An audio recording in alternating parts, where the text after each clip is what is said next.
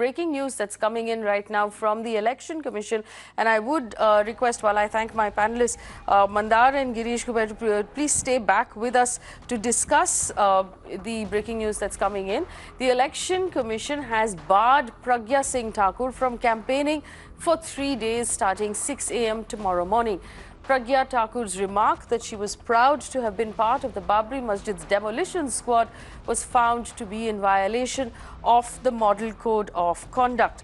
Also, the EC has given the Prime Minister a clean chit on his speech in Latur. You will remember that in Latur he specifically mentioned pledging one's votes to those who had given their lives in Pulwama and the soldiers who had actually given us the Balkot strikes. For this particular Latur speech as well, the Prime Minister has been given a clean chit by the Election Commission. This is breaking news that's coming in, and I'll go first to Girish, who's with us. Girish, so the Election Commission, first of all, if we take this piece by piece, taking action against Pragya Thakur, and there were several violations in her case. It was what she said about, Hemant Karkare, the martyred Maharashtra police officer who gave his life while fighting terrorists, and then after that she claimed to have been part of the group that demolished the Babri Masjid. Do you see a 3-day ban as an adequate punishment or adequate action? Absolutely not. It is just a kind of a what should I say? EC has again expressed its inability to act. There is a larger question. Who is supporting Pragya Thakur? Who is behind her? You have to talk about the Prime Minister and the party which is ruling at the center. You aren't doing anything about controlling those leaders.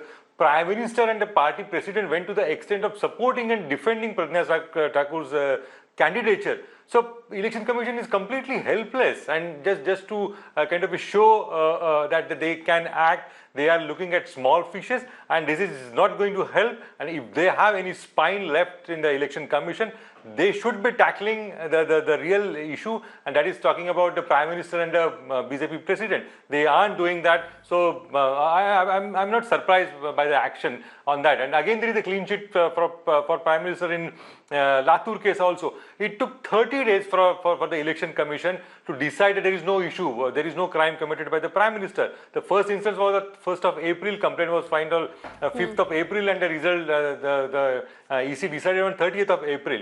So this is a mockery of the process, and Election Commission is one of the weakest Election Commission we can say will go down in the history. Mandar, in fact, let me just read out of the notice that's come from the Election Commission. It says, in light of the statements made by Pragya Thakur on the 18th of April at a press conference, commenting that she cursed the late Shri Hemant Karkare IPS at Bhopal while giving an interview, also saying that she demolished Babri Masjid. The Commission has strongly condemned these statements and warned her not to repeat the conduct. Commission has barred her from holding public meetings for the next 72 hours. So obviously, this again, let's consider the amount of time it has taken for the Election Commission to react. It is the 18th of April when the statement was made. Today is the 1st of May. It's important, of course, for the Election Commission to act quickly in a time like this. Madha? Absolutely, and especially in today's world where digitalized situation is there, all the social media is very active. You get the statement immediately in that effect, and this is really a cosmetic kind of a work which EC is doing. And as Girish rightly has mentioned about its approach, it's completely a weakling in a way in this kind of a situation, and this weakling is not really delivering its task. Remember, Faye, you must be remembering about TN session. What that time yes. we felt about the presence of Election Commissioner, and that is not really happening, unfortunately, and this is possibly will benefit in a way to those people who want to really create this kind of ruckus in a way in the overall situations, dividing people, polarizing situations, and Pragya Thakur like people, especially who has got that kind of a dubious past, a criminal record, those should be really punished very hard. Well, let's also point out one more thing. Girish, I'll come to you with this, and we know that The Tej Yadav, who had filed his candidature with the Samajwadi Party against the Prime Minister in Varanasi. Now, our viewers will remember him as the Border Security Force Jawan who put out a video a few years ago complaining about the quality of food. He said we have to be here in freezing temperatures and we're not being fed adequately. Now, he spent some time in jail for doing that. He also he disappeared for some time. His wife alleged that she couldn't find him, she couldn't get in touch with him. And now the Election Commission of India has actually disqualified him from contesting elections. But they haven't found Pragya Thakur to be in violation of any such code. Yes. Yeah. Absolutely, it proves our point. You know, this is what is happening in last few years.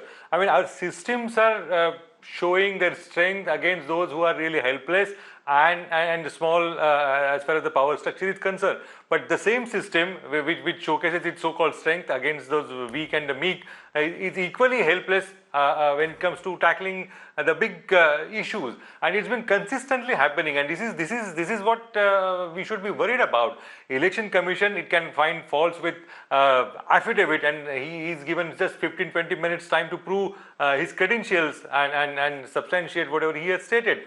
And here is the EC, which is taking more than 2 weeks to decide whether this is worth taking note of or not worth. This is, I think, it can't get worse than that, and it will certainly create a kind of a bad precedent in the system, and eventually it will weaken the democracy. That is the real danger about it. There was also, we must note, Mandar, the question of this entire case, the Malegaon blast case, which I'm sure Girish and you yourself have tracked very closely, given your experience. Not just the case, the bail that was conditional on her being, on her suffering from cancer. She claims to be cancer-free at this point. She also claims to have cured herself with Gaumutra and Gobar. If she's cancer-free, there has been no move by the NIA that, to revoke her bail and to send her back to jail. It's almost as if the prosecution has completely failed to do its part in this particular case.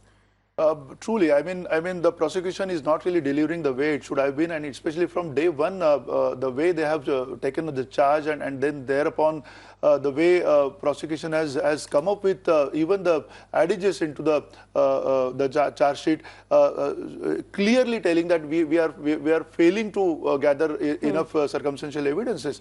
And when she applied for bail the last time, the NIA didn't even contest that bail. But one second, we have Amit Sinha on the phone line with us. Amit Sinha is with the BJP. Mr. Sinha, good evening, and thank you for joining us.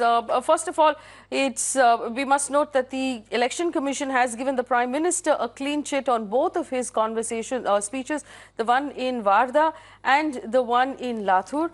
But Pragya Thakur has been censured by the Commission. She will not be able to make a public statement for the next 72 hours. Is the BJP clear that she is really the best possible candidate you can put forward from Bhopal?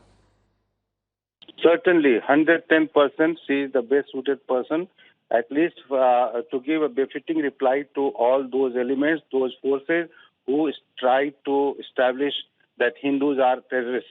Actually, the entire narrative was created by the Congress regime, and Digvijay Singh, he is the main demon behind this entire game plan, and he should be given a proper treatment from those people who never. Sure, Mr. Sinha, let me just understand. Hindu can ever become terrorist. Let me just understand the idea of democracy in our country. We're selecting right now people who will be members of parliament, who will effectively write laws for the rest of us. Do you believe this is reason enough to give Pragya Thakur a ticket? Do you actually believe that among the BJP workers and among the MLAs in Madhya Pradesh and among all of the other people who worked on the ground, that she is your best possible candidate?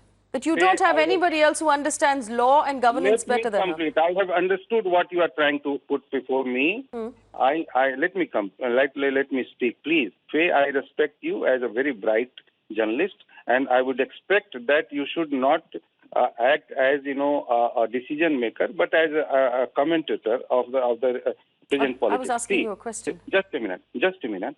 See, all these things are under the purview of judiciary. You should not make media trial. See, if anything has happened wrong, right. the judiciary is there. Why the Okay. prosecution? Okay, Mr. Sinha, forgive me, I have to interrupt you for a second.